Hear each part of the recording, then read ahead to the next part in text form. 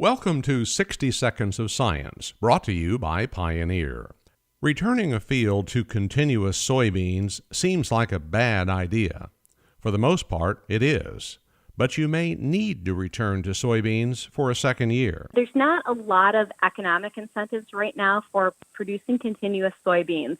However, there may be some management issues that a field is just not well suited to have a corn rotation. Soybeans are easier, or maybe you're growing non-GMO or Plenish soybeans that you have a premium available. That's Dr. Mary Gums, Eastern Corn Belt Agronomy Manager for Pioneer. The key to success with continuous soybeans is to really be very intentional about their production.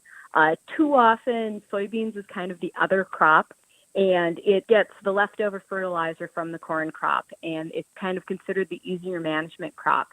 And when you're doing continuous soybeans, you're increasing your disease pressure. You have to look at the amount of nutrients being removed from the soil. You have increased weed pressure. And so you really have to plan that this is going to be a crop you're going to very intensively manage. Dr. Gums clicks through the areas of concern, beginning with pests. So there's two things that can happen. One is that you get an increase in your cyst nematode pressure because the populations are building up.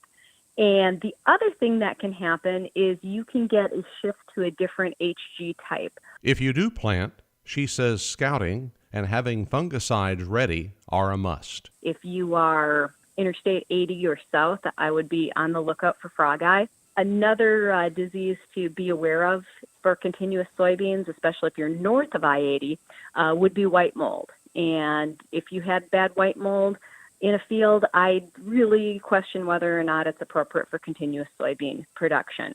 If you do decide to go with continuous soybean production in a white mold field, I would consider a fungicide application at least once, if not twice, because a lot of fungicides, in order to be effective on white mold, actually need to be sprayed at R1 when we're first seeing the flowers. Dr. Gums brings her expertise to two more podcasts that examine fertilization and plant population.